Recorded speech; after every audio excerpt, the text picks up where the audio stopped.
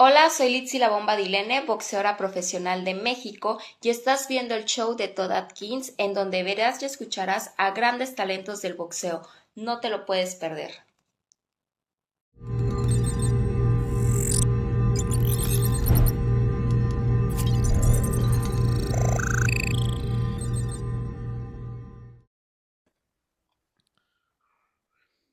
All right, this is Todd Atkins, and I'm here with James Werme, um, former top Semaphore Entertainment Group and Zuffa executive. You guys have seen him on my episodes by now. Um, and today we're kind of going to talk about, I'd say, the topic of Twitter the last couple of days, which is that the UFC, the new owners, especially Mark Shapiro and um, Ron Emanuel's brother, Ari Emanuel, they're Yep. kind of talking about doing more Apex shows and how they could maximize their profits by taking the show on the road less. And a lot of fans and, you know, journalists, if you will, kind of are complaining about it or saying it's a terrible idea, blah, blah, blah. And, James obviously has a long background in television production and things like that. And I had talked to him about this offline. And I think it'd be a good opportunity for him to educate people on this kind of stuff. So, James, I kind of wanted to let you give like your opening statement on this. Yeah, and thanks for having me, Todd. Pleasure to be back on the show. Um, yeah, we chatted about it earlier, and a couple of things I'll say is that in any type of production atmosphere, whether it's film or television or music, you want to control the environment as best you can for a number of reasons. And really, the UFC is a television property. It's a TV show. So it's great to have a huge arena full of fans, but it's not necessary to have a huge arena full of fans. Doing big gates in major cities is exciting and cool, but there's a huge cost that goes along with that, and not only financial, but what I would call the hassle factor. And if you have a soundstage or a studio that is specifically tailored to your event, that is just like the perfect situation for any type of production because you can build everything within that studio around the best presentation of the event, whether that is the cameras or the sound or the effects or the graphics or whatever it is. There's going to be a certain comfort level to being at home in a place that where everything is reliable and everything has been tested, and you're not just showing up and setting up for the weekend. So from a production standpoint, it is an ideal situation to have that type of environment to do the show in. Now, maybe you could, I know maybe today you may not know, but what do you think is like a ballpark figure for how much it would cost to take a show to like Dallas or wherever? That's difficult to say, but if you just think of what's involved, right? So you have the local, all the stuff surrounding the live event, and whether that's the arena rental, the ticketing, the setup of the arena, getting the gear there, getting the people there, getting the fighters there, getting the staff there. The production people are usually freelancers, so they're being flown in or they're driving in, and you've got to have your television trucks, you've got to have your satellite uplinks, you've got to have your generators and your redundant generators. There's a lot of stuff that goes into putting on a show in a remote venue. So to put a number on it, it would be difficult for me to say nowadays, but it's a lot.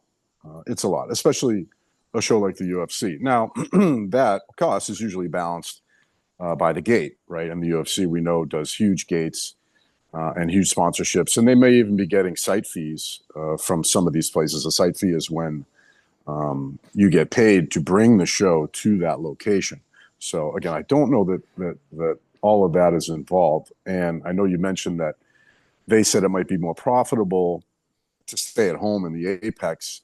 And again, there's a good chance that is financial, but I would say the biggest thing about that is peace of mind and hassle factor and comfort and familiarity with your own venue, right? And that's top to bottom, whether it's executives or staff or production people or fighters or entourages and everything of that nature, press. That's that's a venue that they have used many times. It's a part of a larger facility that they use for a variety of purposes. The fighters are comfortable there. The staff and everyone is comfortable there. Like I said, it's built for that show, so it's really a perfect place to do it. And in anytime you're doing a show like that with an audience, remember, a big audience also creates an X factor, and you don't want X factors in any type of production. So if you have a small, controlled environment with still a live crowd to give it a feel and to get those pops of applause and excitement that you want on the entrances and finishes, the people are kind of dressing.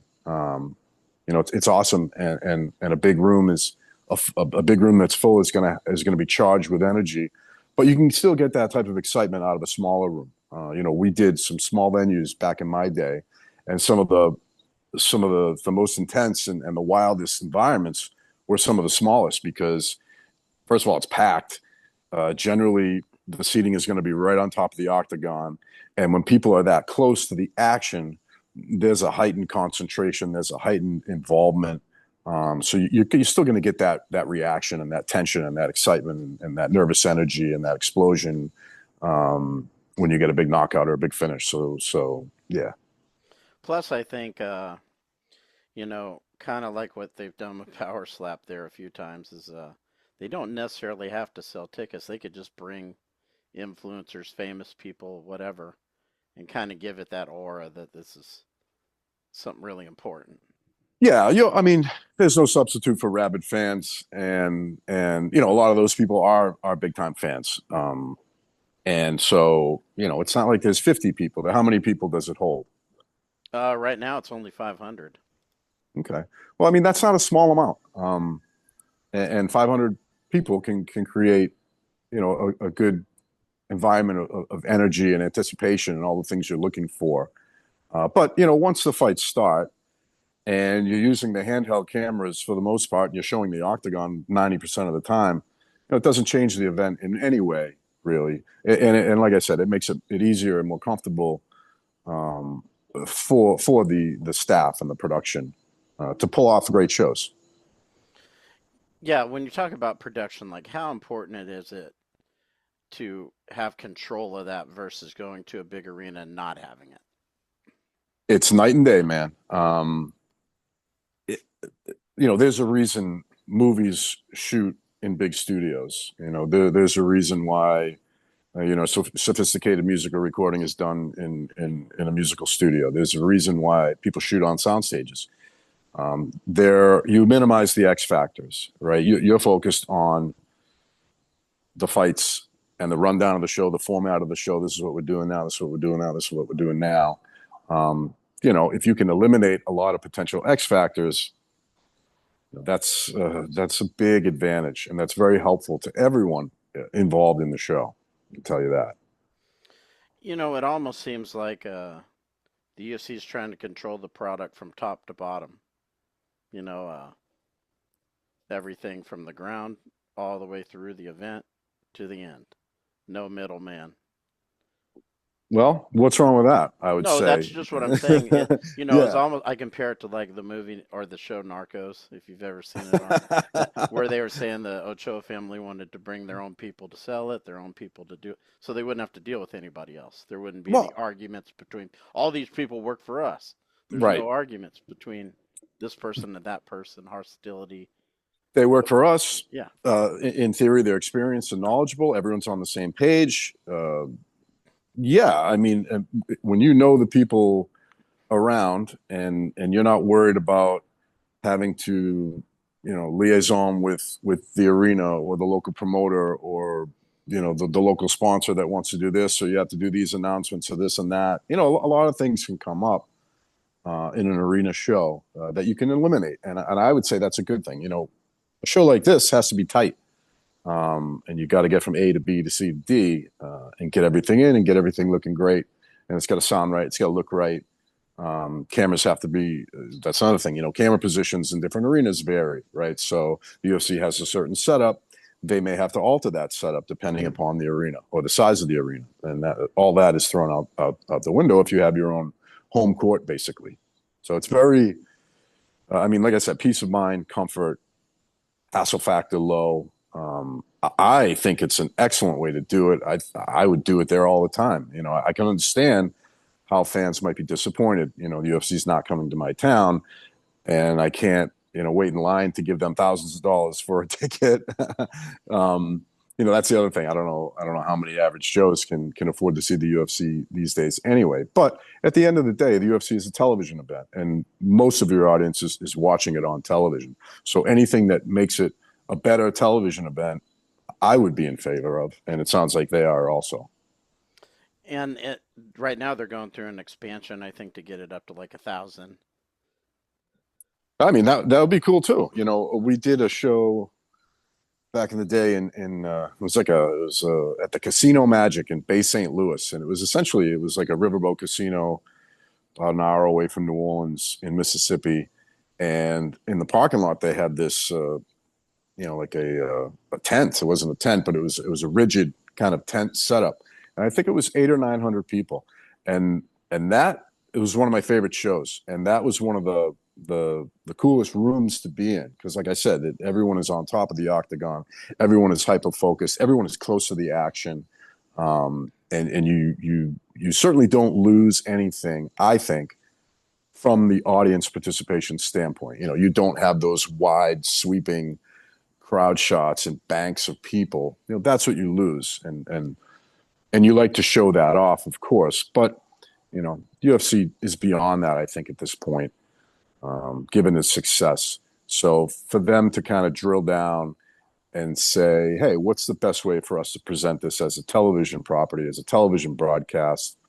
You know, I think that's a good idea, actually. And also, when you've spent $20 million to build a venue, to not Wow. use it would seem kind of ridiculous. Wow. So, yeah, that's how much it okay. costed. So that's a whole nother thing too. That's an investment. And if you're not using that investment, it's just sitting there collecting dust. And yeah, I'm sure they use it. I'm sure it's a multi-purpose facility. I'm sure they train there, or they shoot other stuff there, or commercials or features, or Dana White's you know. Contender Series. Stuff Okay. Like that. Yeah. Yeah. So I mean, that's a great place to do those things, and that's a huge number to sink into a facility, a venue that you're not going to use to its fullest potential. You know, that's for sure. That's a big number. So I would be looking for a return on that number for sure. Yeah, and the return is to use it for years and years and years and years, forever. Yeah. Yep. Yeah. I mean, and that's a good way to go. Like I said, if you take away a lot of planning, or a lot of questions, a lot of X factors, if you know where it is, you know how it goes, you know, it's already set up, right? The octagon doesn't need to be packed and trucked and unloaded and set up, and make sure it goes right. Make sure we don't break anything during setup or tear down. You know, anything can happen in that type of situation. So, you know, if you have that type of facility and you've spent that much money to build it, you know, rock and roll. Right. And also, like I was asking you offline, do you think it would make sense to make your own hotel, almost like a casino setup? Like here in Oklahoma, we have God knows how many Indian casinos. And it's not like all of them are gigantic, but most of them have like their own hotel, and then they have the venue, the casino. And they have a place where acts can come too. Yeah, I Would mean, it almost make sense for them to make their own hotel or no? it depends on what your goal was for that hotel. If your goal for that hotel was for housing for fighters, entourage, Right. production staff, and if it was like a staff thing and you only needed, you know, say 50, 75, 100 rooms, you know, that makes sense. I don't know if it makes sense to build something bigger or Right. more than that when there's 20 of those within a 5-mile radius. You know, I'm sure there's a long line of hotels and casinos, you know, dying to do business with the UFC in Las Vegas. Not to mention the fact that, you know, one of the former owners, they own the Station Casino chain. So I'm sure that relationship still exists. So I could see it, you know, for lack of a better term, we could call it like a dormitory setup or a temporary housing setup for the people that are in town for the show for that weekend. But I don't know that it makes sense to try to go bigger. Just because I don't know that you'd want to open it up to the public too much because Right. that's your offices, that's your training facility. Fighters are coming and going. You kind of don't want to have to deal with a lot of the stuff that that's your private place. So yeah, I can see it as a temporary housing for staff, but I don't know that it would be a great idea to have too much of the general public there. Because they have to pay for the lodging, don't they? Of course, Yeah, yeah. I so mean, that would eliminate another. You have the cost of running the facility, but yep, other than that, you're not paying for the rooms necessarily. yep. And room deals can vary. Sometimes you have to pay for rooms. Sometimes you get that in trade for tickets or having events at that hotel, or just a lot of times hotels just want to fill those rooms so that they can fill their tables, and their restaurants and their bars. So yeah, I'm sure there's plenty of opportunity for fan lodging in Las Vegas through UFC relationships. But like I said, I could see how it could be a plausible idea for production staff and fighters and entourage. And yes, fighters in their contracts, it's outlined how many people they get to bring with them, and those can be managers or trainers or agents or whomever.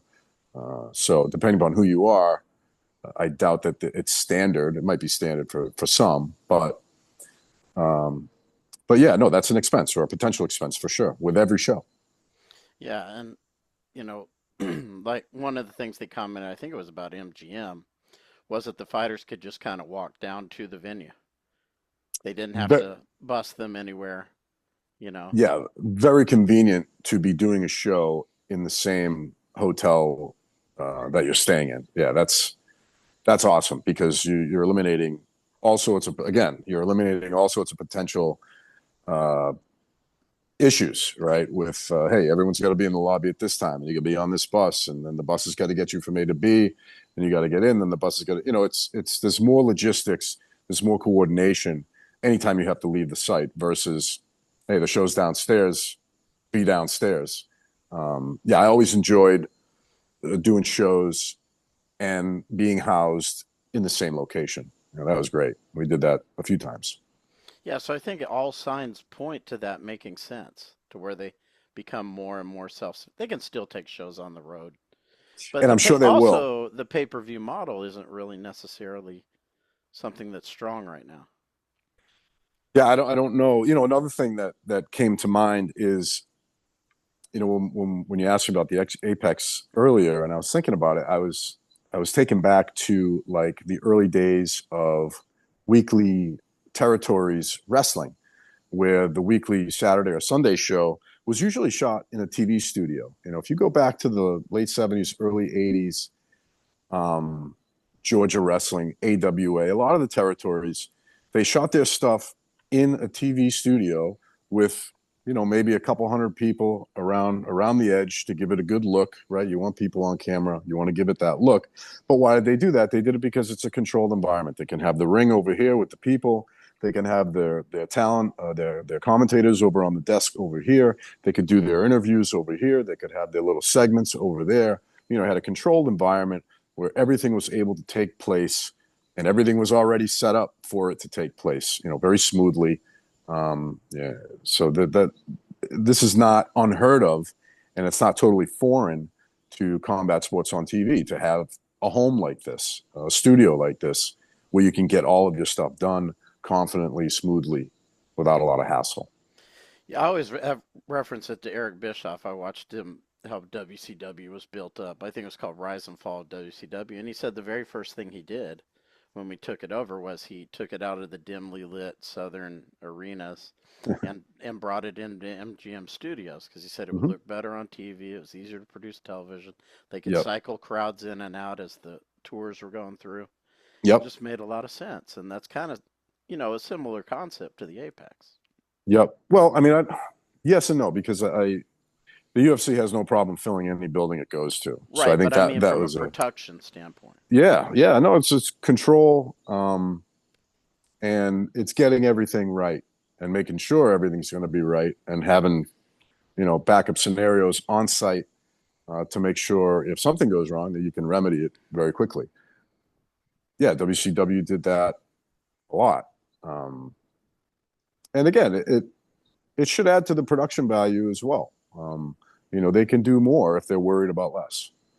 Also, one thing I was wondering is if your costs are down from a standpoint of running the event, maybe you can put money into other things to make the card better, things like that.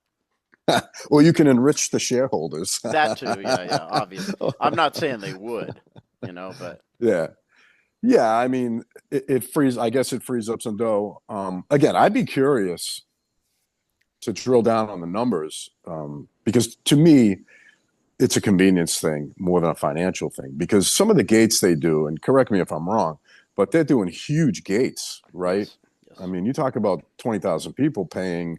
These tickets are not cheap. Nope. Cheapest tickets are hundreds, right? And a lot of them are thousands. I Is don't that even correct? think the cheapest I don't even think the cheapest ticket is 100 anymore. I think nosebleeds are going to get close to 1,000. That's unbelievable to me. And I mean, if you're passing that up, then it must be meaningful. But again, the travel and the ins and outs and logistics of travel and the wear and tear of travel is another thing. And it's not just travel for people. We're talking about travel for a lot of equipment. So, financially, maybe it is cheaper to stay at the Apex. But wow, those gates must be massive, massive gates. And I don't know what kind of local sponsorship, but you talk about sponsorships again. Most of the big money sponsorships are through the television broadcast, so you don't lose any of that. So it would seem to me, the only revenue stream you're eliminating by using the Apex is the gate. Now that said, some of these gates, I don't know what's if your average ticket price is $1,000 and you're doing 20,000 people. I don't even, what is that? It's a lot of zeros. So you're talking about millions of dollars that you're giving up at the gate. And I don't know how many times, what is their show schedule these days? How many? Oh, they have a ton, they're having pay-per-views, one or two a month sometimes. So you're talking about, yeah, so that's a lot of dough. So I'd be curious if it's really and truly a numbers thing, or if it was really and truly a convenience and hassle factor and wear and tear and travel and type of thing. But it's a public company, right? I suppose that stuff is listed somewhere. And I think also the fighters too. It's not just the promotion. I think the fighters like to have the convenience. A lot of people, I think, don't realize that. Like I've seen fighters say, like Dean Thomas, for example, I saw him say, if he could have fought with no crowd, he would have preferred it. I mean, that opinion is probably going to vary Yeah. person to person. But as far as travel in general for the fighters, yeah, when I talk about wear and tear and logistics and hassle, the fighters, you're talking about different time zones. You're talking about, not sleeping in your own bed. So if you're bringing the show, and I'm going to assume that all these fighters are familiar with the Apex, all these fighters are familiar with the UFC offices and the Performance Institute, I think it's called, the gym. I'm sure they work out there. So, that's probably a home away from home for a lot of them already. And maybe a lot of them, live in and around Vegas. I know that was the case when I was there. Fighters were starting to move there. I don't know if it's still the case, but yeah, anytime you are feeling at home, and you're not having to get on too many planes and connect and luggage and getting in late and checking into the hotel, there's a lot of, everyone knows what it's like to travel. And if you can, again, I'm sure the fighters are in favor of less of that. Now, tell me this, like, what do you make of so many insiders, industry insiders, like complaining about this? So that's what's happening. People who give Yeah, me I some of mean, the complaints. well, they just don't like the Apex shows. I think they miss the big crowd. Uh-huh. When it was going through COVID, that's what they were seeing was the Apex. There was no crowd pretty much at that time because of the COVID and all that. But they miss the big crowd. They feel like it's, more of a big fight feel when you have a massive crowd there and, Um, that kind of stuff. I guess that's true, and I guess that's a matter of opinion, but it doesn't change the event and it doesn't change the competition or the athletes. I'd be more concerned about the fighters' opinions than necessarily the fans. As a heartless event promoter, television producer, the fans are props, right? We don't need them. It's great to have them. We don't need them. We need the fighters, and we need the fighters to be motivated and incentivized to fight their ass off. So my concern would be how the fighters feel about it. And it sounds like from what you've said that the fighters are into it. I certainly can understand fans being disappointed about the UFC not coming to their hometown. But probably 99%, why not try to make the television able to maintain their level of intensity with 500 people or 1,000 instead of 20,000? I think that's okay. Yeah. But you see a lot of them saying, like, I sent you, obviously that guy's not a journalist, but, they're saying, oh, the UFC's ruining the sport because they're going to do more Apex shows. How's it ruining the sport? I don't get that. It sounds like sour grapes to me. Yeah, I would agree, and they're not thinking about it from a business standpoint. They're just thinking about it from a fan satisfaction standpoint, Right. And even with the number of shows that the UFC's doing, how often are they coming to my hometown, right? Are they coming, if I live in Chicago or LA or Boston or London or Paris, whatever, how often am I going to see the UFC anyway? Once every couple of years? I have no idea. But even though they're doing a lot of shows, I don't know how often they're repeating locations other than Las Vegas, right? Like the Dallas show, for example, the one I went to, geez, I can't even remember what year it was. Man, I can't remember what year it was, but I think that was the first show they had ever done in Dallas.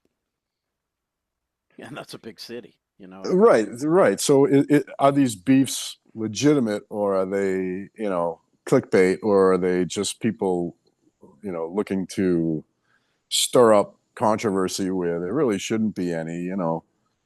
Everyone's trying to get eyeballs. Everyone's trying to start the conversation or finish the conversation or sound like an authority. But the other thing, and I haven't said this yet, is that the UFC is a business, and they're in the business of making money. And if they've decided that what's best for their business is to do shows at the Apex, tough to argue with that. But why do you think they'd come to that conclusion if that's what they did? Why do I think the UFC came to that conclusion? Yeah. Oh, just because in my day, if we had had a situation like that, I would have wanted to do every show there. Because people miss flights and buses break down and trucks, things get dropped coming off the truck, and, unforeseen delays. And suddenly we're into overtime with the union staff. And, we haven't loaded the graphics for the arena and it's not going to look right, or the sound isn't good, or we haven't dialed in, whatever it is. If you have a controlled environment with limited setup, then you just got to worry about the fights. And the show is all about the fights, right? The fights decide whether it's a great show or not. And like I said, if the fighters are cool and the vibe is good, that it seems like a perfect thing to do. I would have done it. I would use it all the time, for sure. Now let's kind of pivot into the power slap. First of all, I want to know what you think of power slap. I'll try to be diplomatic, but I think it's fairly ridiculous. I think it's guaranteed violence. I think it's brain trauma in action. That said, me, like everyone else, I watched it for probably about 5 minutes at a time, just because, it does have that nervous energy, anticipation, things like that. But man, I don't know. It's kind of tough. It can't be good for the health of the participants. And to me, it just looks like guaranteed violence and brutality. And I don't see anything sporting in it. And, you can't take your eyes off a car crash. It doesn't mean you want to stay there and watch it for an hour. So I don't know. I don't think there's any nuance to it. Somebody gets slapped and they either fall down or they don't. Yeah, I And guess. I mean, and the next one, that's the same. Next one, same, same, same, yeah, same, same, same. that's the thing. You're just looking for the payoff. There's no sport to it. There's no competition. I don't think aspect to it. There's no mystery. They're going to get hit. I guess the only mystery is, are they going to fall on their back, temporarily unconscious? And again, I think once you get past the holy shit of it, at least me, I said to myself, man, that ain't healthy. That ain't good. So I don't know. I'm not big on it, and I don't think it's a great idea. But that's just my opinion. I've never seen anyone in my life wearing any Power Slap gear, and I've never had anyone come to me and ask when is the next Power Slap event, ever. Well, it So, obviously where are these people that like it? I don't know where they are. yeah, and obviously it's benefited hugely from Dana's support, and I don't know what the UFC's involvement in it is, if it's owned by it or if the partnership. I don't know the ins and outs of their deal, but obviously Dana's huge behind it, so it's going to get a certain amount of publicity and attention. But yeah, I don't know. I think Lorenzo was involved too in it because they're using the UFC's platform to promote it and all that kind of stuff. Mm-hmm. And I think Dana had said Lorenzo was, partially involved in it or whatever. I guess, when you have a successful property, you're always looking for offshoots, or ways to capitalize on the eyeballs you have and the publicity you can generate. But it's a tough way to make a buck. And it's not something that I enjoy watching. Again, that said, I'll usually watch one or two slaps just out of curiosity, and then I usually end up like, this is kind of dumb. Yeah, and what do you think it kind of takes your eye off the ball of what you're mainly doing? What do you mean as far as the UFC Dana goes? Um, you know, I don't know, because where do they do those shows in the Apex? Yeah. Okay, so I mean now you're so maybe not. If you have your production staff and you have your camera positions and you know how you're going to shoot it. Again, since it's a controlled environment, once you've done a few, it should hum along just fine. Um, and the UFC is humming along just fine, even though the UFC is a bear and the UFC is a grind, and constant uh, things popping up, and issues to address. I'm sure with them, there was in my time, and now it's probably 100 times that. But I guess you could call them similar events from a basic production standpoint, where you have an audience, you have a ring, for lack of a better word, where you're going to have two people in there. So, lighting it, shooting it, presenting it probably isn't that much of a challenge to them. And also, the other thing, like I want to ask you about them moving from Rumble, which obviously you never watched because you didn't even know it was on Rumble, to YouTube, and the deal is less, as financial, it's still big, but not as big. What do you think about it moving down? My take is, there's no one at the UFC to tell Dana White he's wrong, and he's just going to keep chopping away at this power slap thing, no matter what. He's going to keep power slapping. Well, the numbers you're talking about are, those are big numbers. And obviously, I'm sure that in order to receive those numbers, his participation must be guaranteed. I think if you took him out of this, you would have a much less appealing and valuable property. Which is crazy. Yeah. So star power helps, and he certainly has gotten behind it. But yeah, I don't know. I don't know if so Rumble was an app, and now they're going to YouTube, which is obviously free. Is it going to be free on YouTube as well? And it was free on Rumble. Mm-hmm. So, Rumble obviously trying to establish themselves and YouTube, I guess, trying to collect properties and collect their own content, which you see a lot of networks doing. Um, so I don't know. I mean, those are big numbers. So it's tough to sit here and But it's it self. went from PBS to Rumble to YouTube. So we have a trend, right? We're trending in a certain direction. Um, so we'll see how it goes. How long is the YouTube deal? I'd have to look. I think it was 5 years. Uh-huh. Oh, well, that's significant. Um, that's significant. So I'd be curious what YouTube's motivation, Maybe I can look it up right other quick. than the obvious of being able to attract X amount of people, being able to have a huge global star like Dana as the spokesperson, essentially, and probably appearing on all the shows, I'll assume. And the cross promotion maybe that's involved with UFC. So I guess they're getting the rub. That's an important word here is the rub. Uh, PowerSlap is getting the rub of the UFC, and there's value to that. There's a lot of value to that, especially if you got Dana fully supporting it. Right. I'm looking to see how many years. It is 30 million a year, which sounds crazy to me. I But mean, how can you argue with that? So I'm here calling it stupid, but they're making $30 million a year. Who's the stupid one, right? I don't know. moving to YouTube after signing 6 year, $70 million sponsorship. Well, I don't think YouTube's paying them. They have the sponsorship deal with VChain. Have you ever heard of this? I haven't. Okay, so YouTube is going to be able to sell sponsorships and maybe ads and things like that. So yeah, so it's a publicity thing. It's a content collection thing. It's a potential revenue generator through sponsorships and advertising.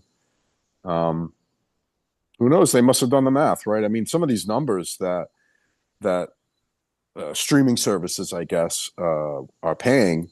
You look at what Netflix is paying some stars to do stuff, and what Netflix is paying the WWE, and maybe YouTube is aspiring to that and starting with PowerSlap as a test run. Yeah, I mean, to me that to pay that much for PowerSlap to me is it's crazy. It's crazy, but how many followers does how many followers does Dana have? What kind of promotional opportunities can you get Right, right. rubbing off the UFC? Some executive somewhere at YouTube must have done the math or created a formula, but that's a huge number. So you've got to look at that from an event perspective as a success, I guess, Yeah. because that show can't be that expensive to run. I don't know what they pay the people to get in there and get slapped. But I'm going to assume it's probably not that much. And, if you think about it from a cultural standpoint, right? This is kind of like the formalization or creating a sporting event around, crazy YouTube videos or crazy TikTok videos where people are out there doing crazy stuff anyway. And, let's bring it in and create an event around a crazy stunt, right? Crazy stunts do great on the web. Crazy stunts can make people millionaires on the internet. This is kind of a crazy stunt, masqueraded as a sporting event, I guess, or a television event. So in some ways, maybe it's a sign of the times. Yeah. It's great. I want to ask you about one other thing that maybe you'd have an opinion of, because obviously you were involved with the UFC and talent. Sean Strickland, he had his fight. I don't know if you saw it, but there's been a lot of fallout because his fights seem to follow the same pattern where he talks a lot, but when it time to get in there, he doesn't compete. Okay. In this last fight, his corner was begging him to do something, you know, Uh-huh. and he was fighting for a title even, Uh-huh. and he just never responded. And there's been a lot of fallout, a lot of fighters and stuff like critiquing him and things like that. What is your take? Because I know you've had some fights that didn't turn out the way you wanted them. Let's say you had a star or a guy who he had an audience. Sean Strickland has an audience. How big? Who knows exactly. He does have popularity, and just continued to have kind of dull fights. What is your thought? Towards something like that? Well, you got to look at the buy rate he's drawing, right? And if you have a fighter who is conservative or doesn't get off, doesn't open up, and also doesn't drive numbers, you cut him. But if he's still doing good anytime anyone is doing good numbers and attracting interest and popularity, they're a draw. If they can draw money, then they stay on the card. Um, so I don't know. Is he successful? Is he box office or what's? Well, I mean, I think his antics draw interest, but then when he fights, the fights are not interesting. So he talks tough, and people tune in because he talked tough, and then he's conservative and doesn't open up. Right. Well, that's disappointing. And back in the day, that would be a conversation between one of the executives or the matchmaker and that fighter. John Peretti would do stuff like that. Joe Silva would do stuff like that, where you say, "Hey, dude, we love you, but this is a fight. So if you don't fight, we have a problem." But again, I it's can think some of those guys were probably like Pat Miletich, perhaps. Randleman sometimes. Randleman looked like he could kill anyone, but yep, yep, occasionally he just wouldn't pull the yep, trigger. Yeah. yep, and the matchmaker or the executive that has that conversation with you is doing you a favor, right? Because they're telling you what we're thinking about from a brand perspective, and what's best for the brand and what's best for the show is exciting fights. And we want exciting. You want exciting fights. You want fighters to open up, let it all hang out. But there's a lot of risk. Guys don't want to lose these days. There's a lot of money at stake, so that's hard. Potentially, you one thing you could do is obviously bring in some killers to either force them to open up or to squash them, right? Because usually a conservative fighter is susceptible to aggression. And if He's they're not pretty good susceptible to it, defensively. He's mm-hmm. pretty solid defensively. Well, he'd have to be if Yeah. he's made his way. But yeah, that's a challenge, and it's even more, like I said, if it's even more of a challenge if the person is drawing good numbers. Then you have, what can you do really? Because if the people are tuning in, then they're happy, right? The only people not happy are maybe the people in the arena that night, or the executives or the matchmaker or whomever that wants to see an exciting fight. But that's a tough one. We didn't have to deal with that too much in my day because, yeah, we had guys that we wish would open up more, but we didn't necessarily have single fighters that were affecting buy rates like the main events of the UFC does today. So it's a challenge that I'm not necessarily familiar with. No, that's interesting. Yeah, it was something that got a lot of chatter basically. Yeah. Well, I mean, he must feel the heat from chatter and stuff, and he hasn't changed his game. And does he win? Uh, well, I think he's hot and cold in that regard. He did beat Adesanya. He did win the title, but then he Mm-hmm. turned around and lost it, and he got a rematch with the guy he lost to, and the second time he didn't really, like I said, perform. Don't forget in combat sports, boxing, wrestling, UFC, hype is valuable, and someone that can create hype is valuable.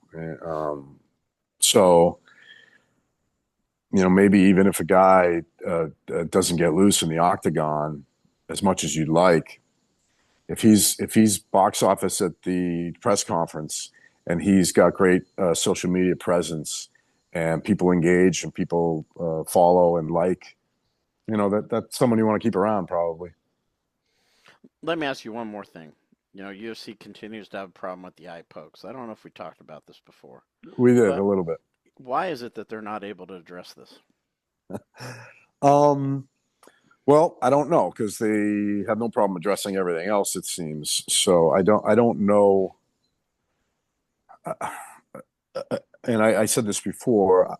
the only thing I can think of is that if it's some way restrictive to the fighters or creates an imbalance with a ground guy versus a stand-up guy. So I don't know. Um, I don't know that if you could web it up top, or there's no way to get around the tips of the fingers sticking out of the glove, right? We can agree on that. You Well, can't, there is because like I said, Bellator they curved their glove a little bit. like a mitten. They got Everglass to do it, Uh-huh. and they made like a curved glove, not a mitten because the fingers still stuck out, but they couldn't go like that, you know. Uh-huh. And I don't think the fighters really had a problem with it because they've used it for years and years since like 2008, you know. That's an excellent question. And, trust me, I'm sure that they've looked at every possibility, or at least discussed every possibility. And maybe the fact that they haven't changed, or the fact that they're going with what they got, is that maybe they feel like that's the best option. Because you You would can think only they could assume that. employ someone to make a glove that they could patent. Definitely. You have to assume they don't want to, because it feels like the UFC does whatever it wants these days. So if they're not doing something, it's probably because they don't want to. I don't know the reason, but I think that's a safe assumption. You know, and they did try a new glove, but they only had it for like a few shows or a few fights. I think they had it in title fight, like a gold glove. I saw the different color, but those were the same glove, were they not? No, it was a little bit different, and they said there weren't as fighters are saying that, or there weren't as many knockouts. It was harder to knock someone out with these gloves on. Oh, well, I But you had mean, a small sample size, so how could they determine that really? You know? yeah. Again, with the way that they control everything head to toe, I would assume that they've either workshopped it or tested something, and the fact that they haven't changed tells me either they don't want to, or they haven't found anything that's better than what they got. That's me not knowing too much about it. But when you have eye hooks that are costing you like main events, like it did a couple shows ago, That's about the most yeah. recent show, the same thing, main event, the guy sticks his eye in there, and then he finishes his opponent because the ref didn't see it. Yeah, I mean that's a bad thing. You don't want controversy around your finishes, and you certainly um, don't want to bring any more danger to the octagon than already exists. Um, I don't know. That's an excellent question. Do people debate that, or what are the standing Yeah, I theories? think people do. Yeah, they're debating it for sure, and I also think fighters, people, I think fighters will take advantage of stuff like that. People think they don't. They do. Oh, if If they can jab their opponent in the eye, they will. yeah, it's a fight. Yeah. So guys or girls are going to take advantage of every loophole or every gray area or anything they can, and test the bounds and stretch the envelope as best as possible. It's a fight, and it's a prize fight. There's money on the line. So, you do whatever it takes. Yeah, I think fighters, if I can get away with, you know, That's an excellent question for like a John McCarthy. He's an expert in yeah, all that kind of stuff. I'm sure there are others, but John comes to mind as someone who would probably have a really good opinion on that.